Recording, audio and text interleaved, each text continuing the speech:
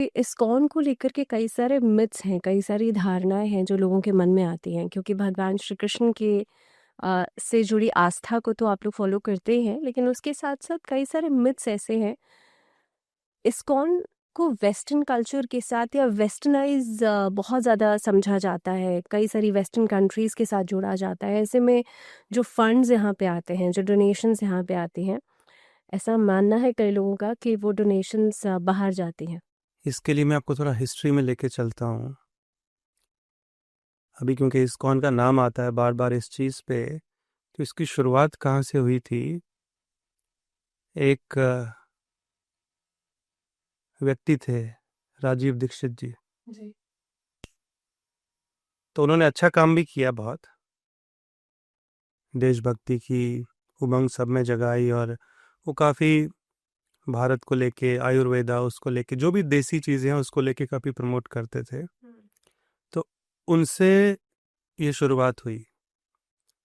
उन्होंने ऐसा एक स्टेटमेंट बोल दिया था कि जो इस्कॉन की संस्था है विदेशी संस्था है, इसका सब पैसा बाहर जाता है, because he was anyways against anything western. तो वो रील जो है घूमती रहती है, उसको लेके लोगों ने धारणा बना दी। अभी ना मिस्टर दीक्षित ने कभी इस्कॉन के अकाउंट्स को आके चेक किया, ना किसी और ने किया। तो सबसे बड़ा प्रॉब्लम अभी की सोसाइटी में ये है कि बिना वेरीफाई किए इन्फॉर्मेशन को हम लोग फॉरवर्ड करते रहते हैं। अगर इतना ही है तो सरकार भी तो ऑब्जेक्शन ले सकती है ना। हर साल इस्कॉन का ऑडिट होता है, सब फंड्स क्लियर हैं। 1970s में ही शिला प्रभुपाद जी, जिन्होंने इस्कॉन की स्थापना की, उन्होंने एक सिस्टम बनाया था। Every temple will be A self sustained unit. एक मंदिर से दूसरे में पैसा नहीं जा सकता। One temple will not depend on the other temple for its sustenance, maintenance, construction. ये हम इस्कॉन के ब्रांचेस की बात करते हैं। इस्कॉन के अंदर ही कि एक मंदिर दूसरे के ऊपर डिपेंड नहीं होगा, सबको अपने आप मैनेज करना है। तो जब ये सिस्टम बना हुआ है कि एक मंदिर से दूसरे में नहीं जा सकता, भारत के अंदर ही, तो भारत से विदेश कैसे जाएगा? आप खुद ही सोचिए। दूसरी चीज, ऑडिट होता है, कोई भी आके चेक कर सकता है। Government be is well informed about, I mean सब कुछ ट्रांसपेरेंट है। इस्कॉन का एक ही पैन कार्ड है, ISKCON, वहाँ पे सब ट्रांसपेरेंट है, हमको सब करना पड़ता है। तो जिसको भी ये थोड़ी सी धारणा है मन में, उसको पूरा स्वागत करते हैं, आइए आप चेक कीजिए। बट बिना वेरीफाई किए हुए किसी चीज़ को आगे बढ़ाते जाना, this either shows people's envy और इग्नोरेंस। आपने शीला प्रभुपाद जी की बात की और जी, हिस्ट्री जी। की बात की, तो हम यहीं से शुरुआत करते हैं, क्योंकि ज़ाहिर सी बात है, भगवान श्री कृष्ण वृंदावन मथुरा में जन्मभूमि है, शुरुआत यहाँ से हुई। लेकिन भारत से ये नाम हम वेस्टर्न कंट्रीज़ में देखते हैं, वहाँ के लोग इसको बहुत ज़्यादा बहुत जॉय के साथ और कहीं न कहीं पे बहुत चेरिश करते हैं। शुरुआत कहाँ से हुई? शुरुआत तो जैसे कृष्ण भक्ति की जो नींव डाली गई थी भारत में ही हुई थी। इस्कॉन की आप समझ लीजिए, शिला प्रभुपाद जी अपने गुरु से मिले थे। उल्टा डंगा नाम का एक स्थान है कलकत्ता में, अभी वो इस्कॉन के पास ही है, और उसको हम डेवलप कर रहे हैं। तो वहाँ पहली बार जब अपने गुरु से मिले तो शिला प्रभुपाद जी, उनका नाम था अभय चरण, गांधीवादी थे और खादी पहनते थे। तो उनके दोस्त खींच के ले गए, यहाँ पे एक साधु हैं, मिल लो। बोले नहीं नहीं, इन साधुओं को सबको जानता हूँ, मैं बचपन से देखा है। बोले नहीं, ये अलग है। तो पहली बार जब गुरु से मिले तो उन्होंने प्रणाम करके उठे भी नहीं थे कि immediately his guru told him कि आप एक एजुकेटेड यंग मैन हैं, why don't you preach the message of the Bhagavad Gita in English language to the whole world. तो वो थोड़ा चौंक गए, अरे मैं तो इनको जानता भी नहीं, पहली बार मिल रहा हूँ, एक शब्द बात नहीं हुई। तो वहाँ से आप समझ लीजिए द सीड वाज सोन। और प्रभुपाद जी काफ़ी सालों तक उस इंस्ट्रक्शन पे काम करते रहे। लेकिन भारत में जितना भी उन्होंने कोशिश किया, as we have the tendency to take things for granted, जिस कल्चर के लिए पूरी दुनिया इंडिया आती है, हम लोग उसी को हल्के में लेते हैं, स्पिरिचुअल कल्चर। तो 1965 में उनको एक कार्गो शिप पे एक टिकट मिला, बिकॉज भारत उस समय वेस्ट भारत उस समय वेस्ट को कॉपी करता था, आज भी है। तो nobody was listening to him in India, so he thought, let me go to the west, make some devotees over there, bring them back, शायद उनको देख के लोग पालन करने लग जाएं। तो फिर वो न्यूयॉर्क गए, और वो भी ऐसा फ्लाइट लेके नहीं, he didn't have any money, almost for 40-50 years he was working hard, Vrindavan में रहे, संन्यास लिया था, दिल्ली में ही सड़कों पे खड़े होके पुस्तकें बांटते थे। 2 बार तो बेहोश होके गिर गए, एक बार किसी एक बैल ने टक्कर मार दी, एक बार हीट स्ट्रोक। अकेले ही बुक्स प्रिंट करवाते थे, बांटते थे। ही हार्डली हैड एनी मनी। फिर एक कार्गो शिप में एक उनको टिकट मिला,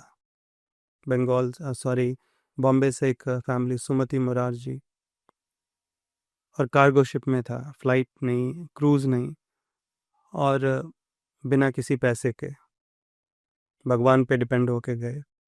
साथ में कुछ पुस्तकें थी, और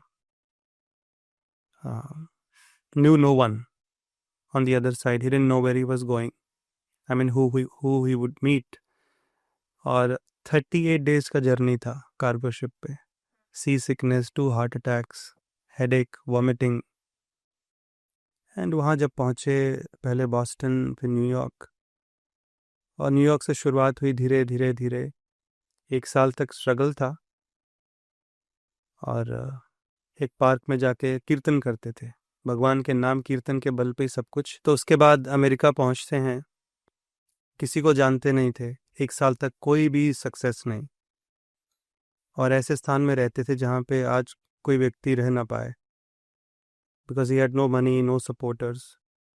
फिर एक पार्क में जाके कीर्तन करते थे, और कीर्तन के बल पे ही सब कुछ हुआ, क्योंकि भगवान के नाम में वो शक्ति है कि हर चीज़ को प्रकट कर सकता है, हर चीज़ को सफल कर सकता है जी। और 1966 से ये जो मूवमेंट थी बढ़नी शुरू हुई, और अभी more than 1000 temples we have all over the world and devotees all over। और जैसा कि आपने बताया, इंडिया से ज़्यादा वहाँ लोग प्रेम से भक्ति करते हैं, बिकॉज जो इस्कॉन का फिलॉसफी है वो भगवत गीता पे बेस्ड है, भागवत पे बेस्ड है। और भागवत और गीता बताते हैं कि we are not this body. ये तो एक्सटर्नल डेजिग्नेशन है। आज कोई हिंदू बन के जन्म लिया है, कल को क्रिश्चियन बन जाएगा, अगले जन्म में मुस्लिम बन जाएगा, लेकिन जो असली मैसेज है भगवान का वो थोड़ी बदलता है शरीर बदलने से। आत्मा तो वही है, व्यक्ति वही है, क्योंकि the teachings appeal to the soul at the spiritual level, spiritual platform. इसलिए हर कोई व्यक्ति उससे जुड़ पाया और सीरियसली प्रैक्टिस कर पा रहे हैं। ओके प्रभु जी, क्योंकि भगवत गीता जो है वो आप लोग मैंने देखा है कि बुला के सेशंस दिए जाते हैं बच्चों को, and at every age you invite people to learn Bhagavad Gita. But मुझे लगता है कि भगवत गीता का ज्ञान, नॉलेज तब तक सिर्फ उस बुक की नॉलेज है जब तक कि कोई भी इंसान उसे इम्प्लीमेंट नहीं करता अपनी लाइफ में। उसका कुछ हिस्सा जो है वो इम्प्लीमेंट करके उसको फॉलो नहीं करना शुरू करता। सो भगवत गीता की नॉलेज को कैसे अपनी लाइफ में, प्रैक्टिकली लाइफ में कैसे इम्प्लीमेंट किया जा सकता है? उसके लिए एक गुरु का होना आवश्यक है लाइफ में, जीवन में। जैसे मान लीजिए, किताबें तो पूरे मार्केट में है, इंटरनेट है, चैट जीपीटी है, लेकिन जब भी बच्चों को पढ़ाना होता है कोई सब्जेक्ट, हम एक टीचर को ढूंढ के लाते हैं। तो बिना गुरु के तो ज्ञान संभव ही नहीं है, और बिना गुरु के डिसिप्लिन भी संभव नहीं है स्पिरिचुअल लाइफ में, किसी भी लाइफ में। किसी को अपना थोड़ा सा वेट भी कम करना है, तो भले पूरा नॉलेज पूरे इंटरनेट पे है, इंस्टाग्राम भरा हुआ है रील से, लेकिन एक ट्रेनर ढूंढते हैं, एक डाइटिशियन ढूंढते हैं जी। लेकिन ये भी कहते हैं ना कि कृष्ण वंदे जगत गुरु। हाँ, कृष्ण, इसका अर्थ ये नहीं कि आप कोई एक जीवित गुरु की शरण ना लो। कृष्णम वंदे जगत गुरु, इसका मतलब है कृष्ण पूरे जगत के गुरु हैं। तो जो भी जितनी भी गुरु शिष्य परंपराएं आती हैं अल्टीमेटली कृष्ण से ही निकलती हैं, बिकॉज असली ज्ञान के सोर्स तो वही हैं, एंड वो बांटते हैं, फिर वो अपने शिष्यों को, फिर उनके शिष्यों को। इसको गुरु शिष्य परंपरा कहते हैं।